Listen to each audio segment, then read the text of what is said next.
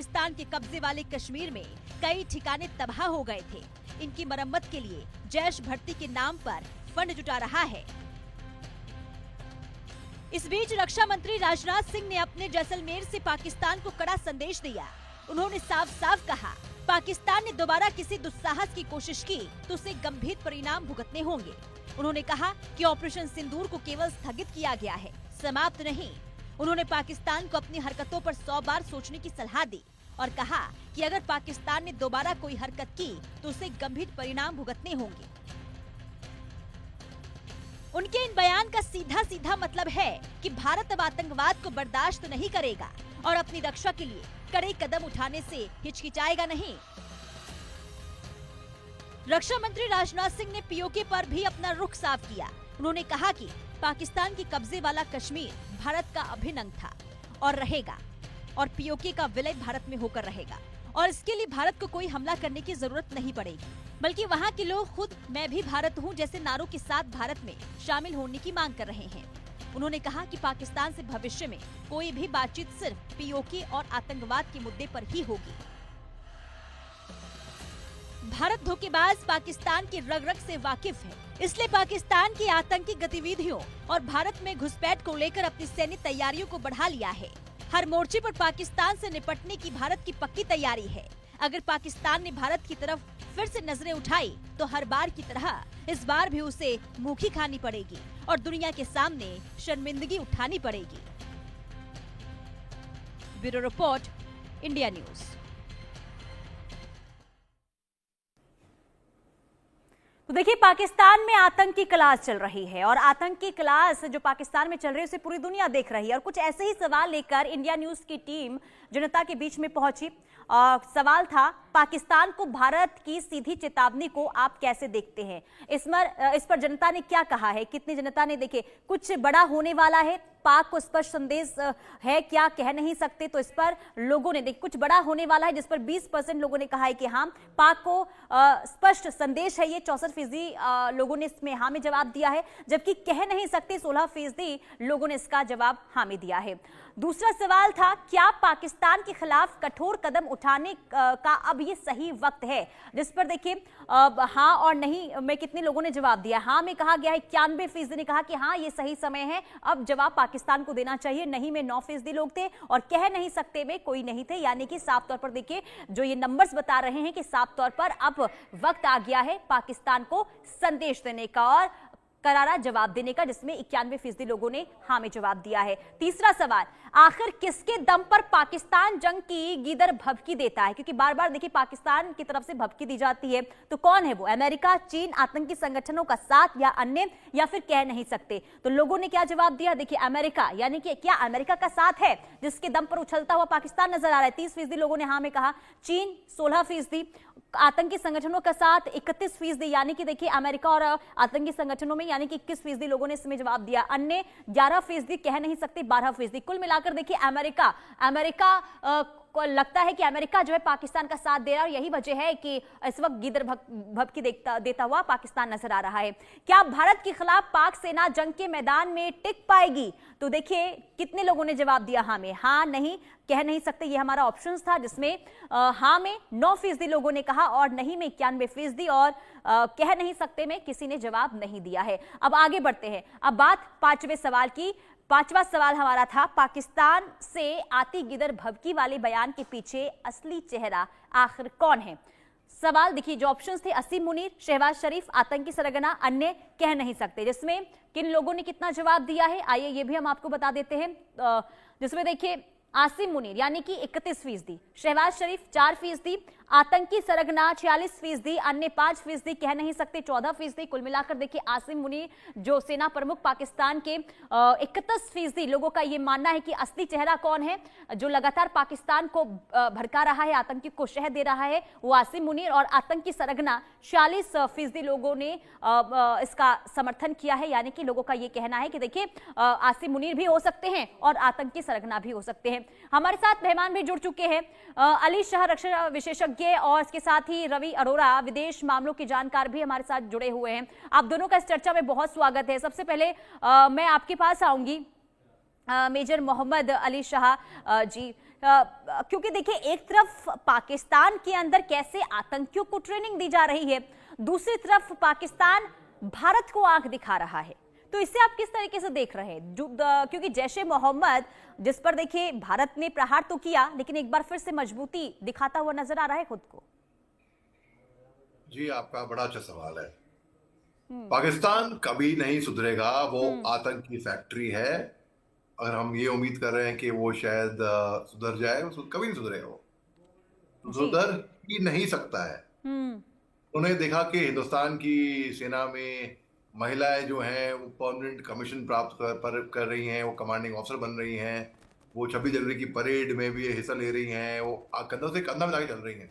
हम क्यों पीछे रहे भैया? पाकिस्तान, पता नहीं उनकी आर्मी में महिलाएं हैं कि नहीं है, अगर हैं तो क्या तादाद होता होगा, मुझे मालूम नहीं। मगर उनके उग्रवादी जो हैं, आतंकवादी जो हैं, दहशतगर्दी जो हैं, जैसे कि जैश ए मोहम्मद है, उसमें आ गया तुफत अल मोमिनात, जैसे आपने बताया अभी, उसमें महिलाओं को ये रिक्रूट करेंगे जी। और 9 नवंबर के बाद ऑनलाइन कोर्स, अरे यार, ऑनलाइन कोर्स चलाएंगे ये जी, साइड बॉम्बर का ऑनलाइन कोर्स। शायद ये एक्सपायर हो गए होंगे। हमें हिंदुस्तान की तरफ को उन्होंने देखा होगा ना, ऑपरेशन सिंदूर के टाइम पे Vyomika Singh, squadron leader Vyomika Singh, colonel Sofia Qureshi, जिस तरीके से वो अपने वहां पे स्पीच दे, तो ये डर गए होंगे, तो ये इंस्पायर हो गए होंगे मेरे ख्याल से।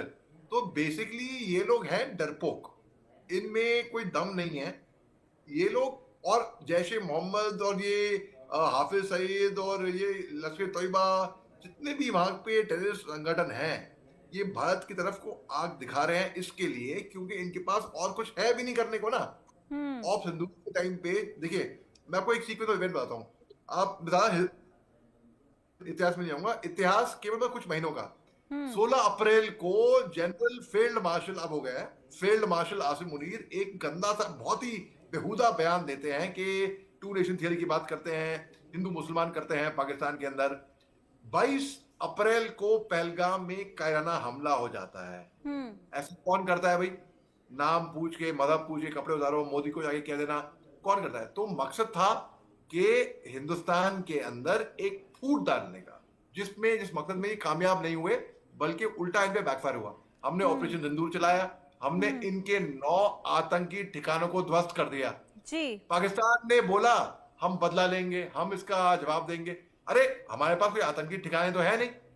इन्होंने हमारे 15 मिलिट्री एस्टैब्लिशमेंट्स को हमला करने की कोशिश मैं बोलूंगा करी, क्योंकि हमारे जो S-400 है, air defence equipment, air defence system activate हो गया। इन्होंने वापस सारी प्रोजेक्टाइल्स को वापस किया।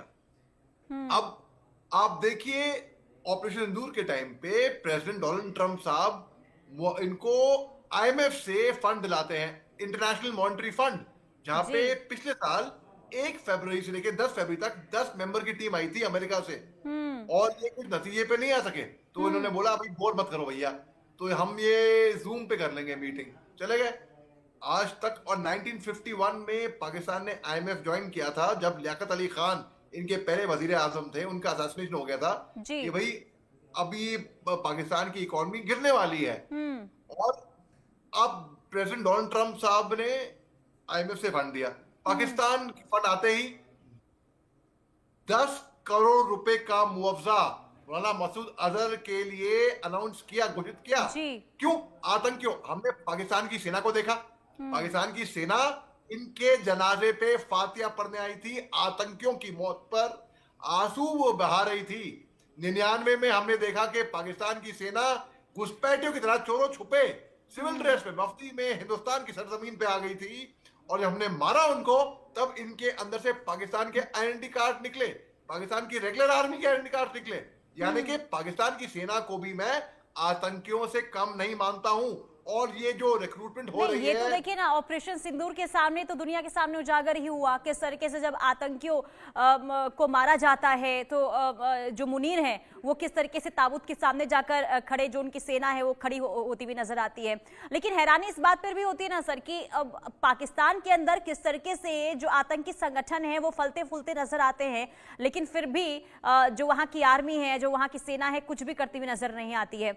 मैं आपके पास आऊंगी रवि अरोड़ा जी। जी, क्योंकि देखिए जैश ए मोहम्मद जिस तरीके से एक बार फिर से एक्टिव हो रहा है, खास करके देखिए हमने देखा था ऑपरेशन सिंदूर में जो आतंकी ठिकाने थे उसे ध्वस्त किया गया, लेकिन एक बार फिर से रैली निकालना और ट्रेनिंग देना, जो वीडियो सामने आया है जिसमें युवाओं को देखिए शामिल किया जा रहा है, लेकिन उससे हैरानी की बात है महिलाओं को भी अब ट्रेनिंग दी जा रही है और भर्तियां कैसे हो रही है ऑनलाइन, जिसका जिक्र देखिए मेजर मोहम्मद अली जी कर रहे थे। तो इसे किस तरीके से समझाई जाए, क्या अब महिलाओं के पीछे भी अब आतंकियों को पनपाया जाएगा?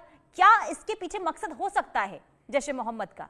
जी बिल्कुल, जी बिल्कुल, मैं समझता हूं जिस प्रकार से आप पूरी दुनिया जानती है कि, और यह बात पाकिस्तान के वजीर आजम शहबाज शरीफ की बात करें, चाहे चीफ मार्शल आसिम मुनीर की बात करें, अच्छे से जानते हैं कि पाकिस्तान भारत से सीधे जंग कभी नहीं जीत सकता। उसको प्रॉक्सी वॉर के सहारे कहीं ना कहीं अपनी जो दुनिया भर से फंड इकट्ठा करता है, और जिस प्रकार से उसको मुस्लिम देशों का समर्थन मिलता है, या पाकिस्तान और चाइना उसको पीछे से, पर्दे के पीछे से पैसा देते हैं, फंडिंग करते हैं, या साथ देते हैं, या हथियार देते हैं, इसके लिए कहीं ना कहीं वो दुनिया को दिखाने के लिए ऐसी वारदातें लगातार करता है और आतंकियों को पालता पोसता है।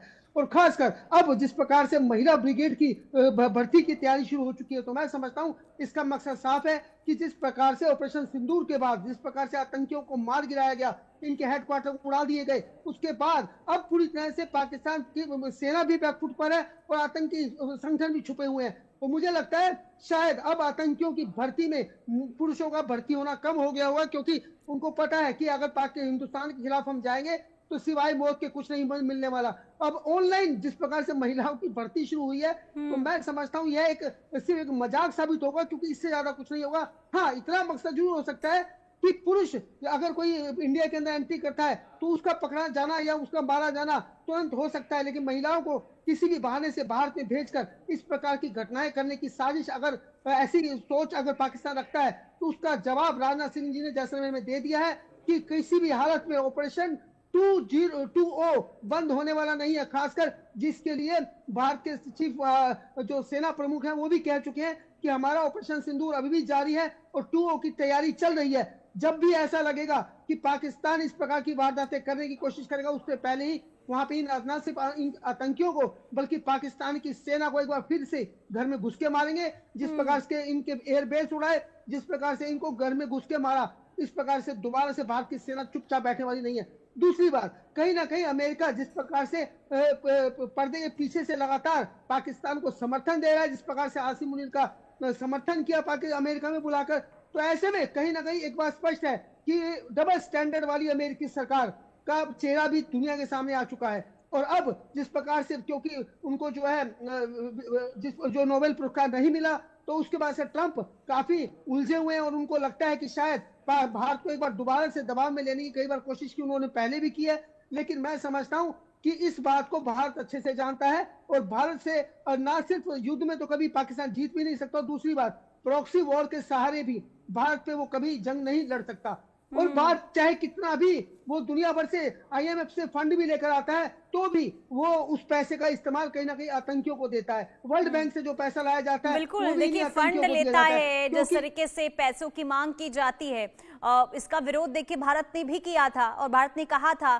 कि लोन के नाम पर जो फंड लिया जा रहा है उसका गलत इस्तेमाल हो रहा है, खास करके आतंकियों के ऊपर ये खर्च किया जाता है, और ये दुनिया के सामने नजर भी आया। क्योंकि देखिए ऑपरेशन सिंदूर के दौरान जिस तरीके से मेजर मोहम्मद अली शाह जी, आपसे मेरा सवाल है, ऑपरेशन सिंदूर के दौरान देखिए पाकिस्तान का क्या हश्र हुआ ये पूरी दुनिया ने देखा और एक्सपोज भी पूरी दुनिया के सामने पाकिस्तान हुआ है, खास करके आतंकियों को लेकर।